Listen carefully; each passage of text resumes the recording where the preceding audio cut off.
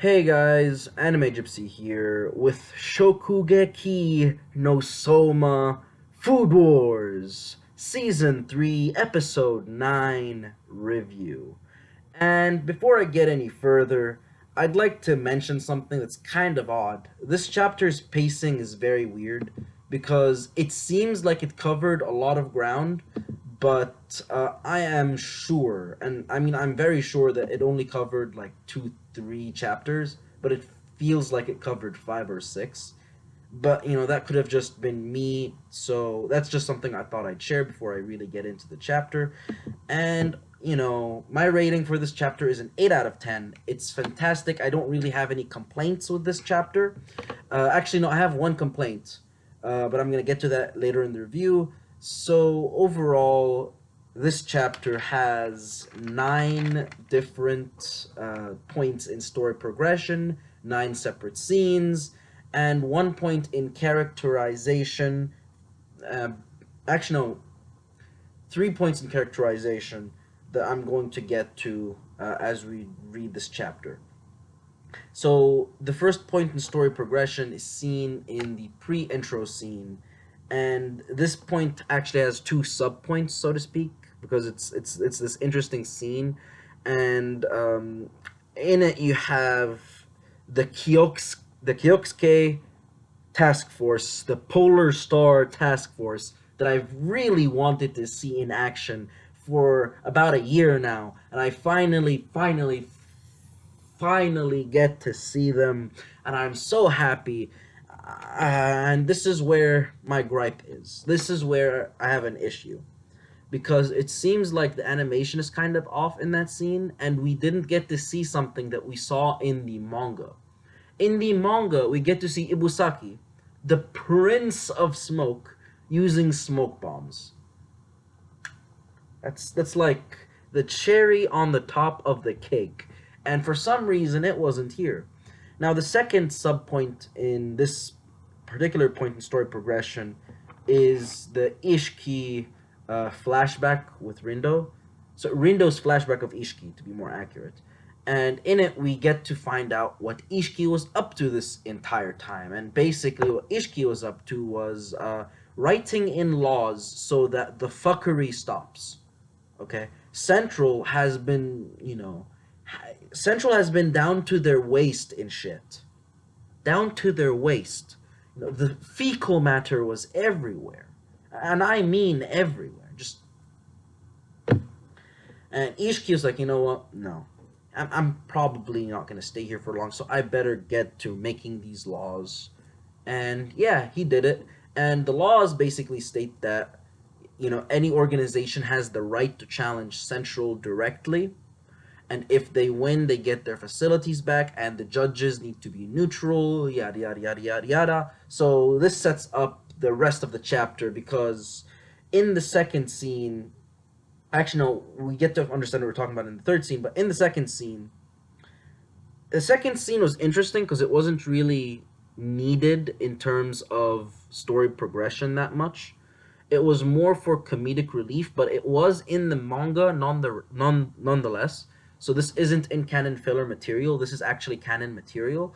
The Ishiki joke where the guys in Kyokusei Polar Star were basically making the joke, "Hey, we thought you moved to Central," and the other joke where Erina basically sees Ishiki naked. Well, is it considered a joke or is it like something that happens that's funny? That was hilarious when Ishiki just takes off all of his clothes and puts the apron, and Erna's like, "What the heck is going on here?" It's like, is this dorm always this weird? Like, look, that particular scene was priceless. That was the cherry on top of that particular scene sequence in this episode, and we get to find out that Erina uh, talks to Aruto about can you use a washing machine? Aruto's like, yes, of course, and that's something that everyone should be able to do.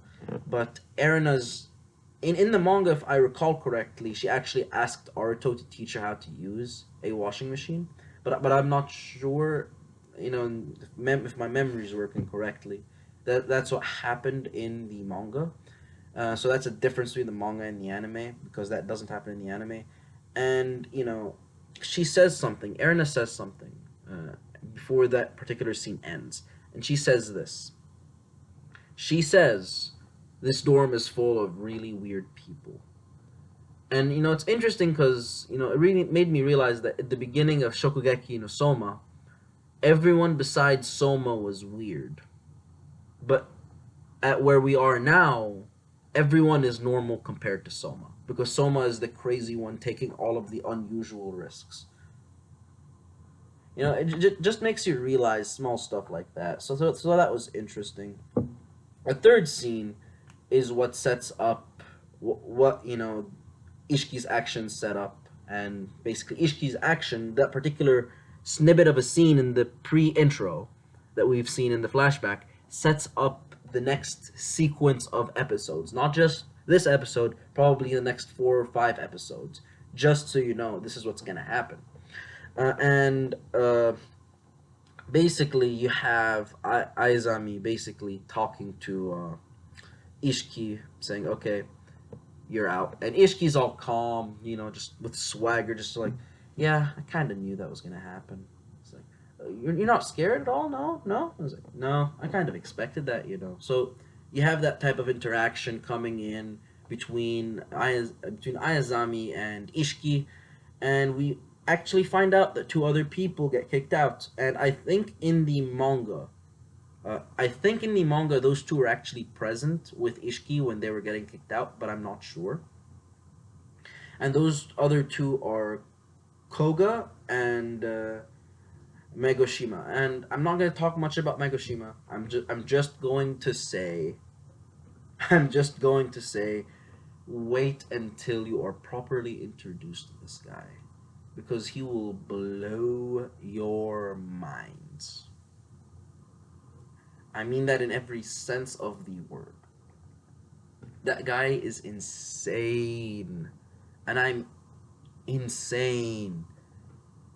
Just wait, guys. Anime onlys, just wait.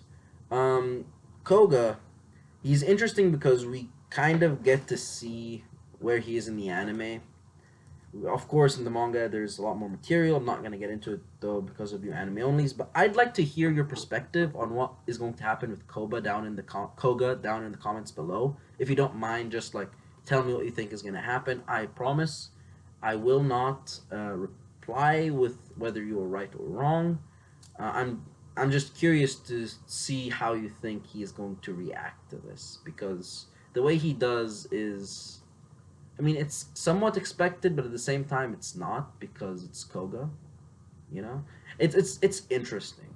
It really is. So, scene 4 is the Elite Ten, and the Elite Ten are gathered, and there's this group in front of the Elite Ten that we just, at first, who are these people wearing the central badges and standing in front of the Elite Ten? And basically, and this is where we get an aspect of the characterization in this episode, uh, we kind of find out that Kinokuni is basically like the secretary type person in the Elite Ten. She's the organized person that keeps everyone's shit together. Rindo, you ain't slacking today, Rindo. Rindo, get your ass back to work, Rindo. Rindo, it's time that you shake your butt off that chair and walk all the way to wherever the Shokugekis are, Rindo. Are you listening to me, Rindo? So this is basically Nena Kinokuni. So we get to find out that particular aspect of her personality. We got hints of it, but this is like the first time we actually saw it demonstrated that much in the anime. So after that, we cut back to Kyosuke. Oh, and yeah, they basically talk about how they're going to go on a surge and hunt the survivors. And the survivors are the people that are challenging Central. Now, I'm just gonna say this: Central is just, sorry, not Central. The Elite Ten and other Central soldiers are in entirely different leagues. They are on entirely different leagues. Sorry, playing with this. If you think that someone has a good chance of defeating a Elite 10 member because he defeated a Central soldier, no. You poor soul. No, no. It won't end well. You don't have a chance. No, a snowball. A snowball has a better chance at surviving in hell than most Polar Star characters do right now, facing off against a Elite Ten member. Straight up, it would be a slaughter. Wouldn't even be a competition. Challenge over like that. Mm-mm. No, no. So basically, scene four, um, we find out that hey, the Shokugekis are going to happen in sequences in different areas, and so the gang, and by the gang I mean the Kyosuke guys and gals, the Aldinis, as well as Erina and Aruto are going to see the Shokugeki battles, and they've divided themselves up into I think four groups. Group A is Ryoko, Ibusaki, Ayazami, and Yuki, which, in my perspective, is a group out of all of the other groups that I would really, really like to hang out with because, in terms of persona, Ibusaki and Yuki, I'm very interested in because we really don't get to see that much of their. Well, Yuki we kind of do, but Ibusaki we don't get to see that much of his personality, and I'm an Ibusaki fan to be honest. Princess Smoke all the way. You know, Princess Smoke. Just big fan. So if I were to choose a group to be in, I would definitely choose Group A. Group B is Aruto, and then the Goons and Zenji, and it kind of balances out because Aruto is a pretty strong character. Aruto, in terms of cooking, is tiers above most of the other characters in her particular year, but still, she's not the top. She's not at the top, obviously. The goons balance out Aruto because the goons are just terrible at cooking. The goons, in my perspective. Oh, by the way, when I say the goons, I'm talking about those two guys in Kyokusuke that barely do anything, and just you know they're just there, man. Yeah, we're here to defend our friends, man. But we really don't contribute anything, man. Yeah, those are the goons. The two guys that always fight in Zenji's room. Oh yeah, and speaking of Zenji's room, Zenji's also in this group, which is interesting. And Group C, I believe, is Aldini, Soma, Megumi, and I think Erna, but I'm not sure. So those are the groups. So no, it wasn't four groups; it was three. And then Scene 6, the arrival at the Shokugekis, and the fair judges are here, and we get to see Oyazumi again. And Oyazumi, for you guys who might have forgotten, is the old guy, the old judge, with the cool ass expressions in Aldini and Momosaki's Shokugeki. And you see it's kind of interesting how we see some characters come back and get reseen, but it's yeah, so it's like a little something I wanted to bring up, but it's not that important, which brings us to Momo. Momo and Aizen are in that particular squadron that Soma is in, that particular area that Soma and Aldini are in, along with Megumi. They're in the same area. They're in that particular area fighting people. So we have a clear view of them during this particular period of time. And I don't know what to say, but they wipe the floor. You know, they wipe the floor with folk. Like those two poor folk end up being matched against Momo and Aizen.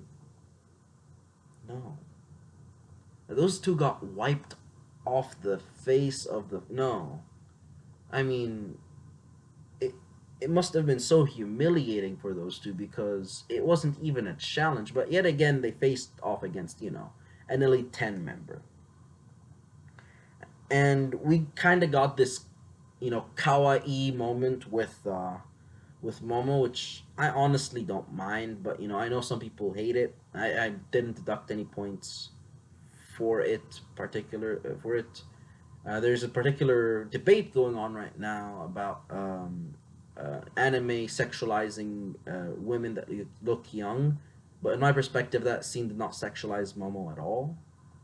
Um, but someone might disagree with me, so I just thought I'd bring that up. But honestly, I thought the scene was that particular scene was kind of cute. Um, so yeah, Momo. And we get to see Momo facing off against the Chocolate RS and beating them to a bloody pulp with chocolate. And Aizen, the same thing with Western Cuisine against the Western Cuisine RS. And right now, this is where we get actually introduced to the Elite 10 reserves who happen to be in the same place. And those guys, to give you a good perspective of what they're like any normal group. There's the buff guy, there is the obnoxious woman, there's the guy that just is so shy he doesn't speak and, is just there. That guy that's just there. You have the asshole, and then you have, you know, I think that's it. Yeah, that is it. And the asshole in that group is Rentaru, and Rentaru is basically he ends up in a verbal match against Aldini, and it doesn't end well at all. It doesn't end well at all. Aldini wipes the floor with him. Takumi straight up just verbally smacks his ass down. He hands him his ass. This guy loses his honor. And before he gets embarrassed even more, you know, his colleague, uh, Kum, Kumai, Shigamichi, his colleague Kumai Shigamichi, carries him like a fucking rag doll. Like he weighs nothing but like his weight is synonymous with that of the weight of a feather. This guy is buff, and this guy looks like the Hulk straight up. Like this guy straight up looks like the Hulk. He just picks up his teammate like he weighs nothing, and just like throws him the other way. And he's like, no, no, don't do that. You're gonna embarrass yourself. You're gonna embarrass us. Just shut the fuck up. So that's kind of cool. So that's characterization for both those two characters, the asshole and the buff guy that knows what he's doing. And we end up with at the end of this particular scene, we get Nakiri Alice. And whenever Nakiri Alice comes in, that cool, just this amazing soundtrack follows her. And yes, I love that soundtrack. You know what I mean. I can't do rhythms like that worth a shit. So I'm sorry, but you get that type of stuff going on. So yeah, I like that theme. It's a nice detail to add to the manga, and Ryo is right behind her. Ryo Kurokiba, and we end up finding out that Rentaru fucked up. He done fucked up. He went straight up to Alice and he's like, "Hey Alice, your research facility will be shut down if if you don't join us in Central, or if you don't so that's gonna happen." So she's like, "No, we're going to challenge you." And he basically insulted both Alice and Kurokiba. And Kurokiba turns Super Saiyan. Kurokiba goes Super Saiyan 3 like right off the bat after hearing that, just like, it just sets the place on fire. Just, that scene, just perfect. And now that sets up a Shokugeki where we get to see Kurokiba versus Rentaru. And I cannot wait. I cannot wait. And the last scene number 9. Um, it's basically a post-ending scene, which we usually don't get nowadays for some reason. And that scene was we basically Momo giving Soma some sass, like you're not cool enough so I could talk with you, or I'm not sure if it's like something along the lines of you are beneath me, or if it's something along the lines of um, something along the lines of I don't know you, so I won't talk to you. Because we do find out that when Momo talks to people, she calls them like Chuan or something until those people get her respect, and then she just calls them by their name. So that's something we find out, but I'm not sure if it's that where like you're beneath me, so I'm not even gonna talk to you, or if it's I'm shy. I don't like talking to people I don't know that well. It could be either thing, honestly, but that's something else to add to characterization when it comes to Momo.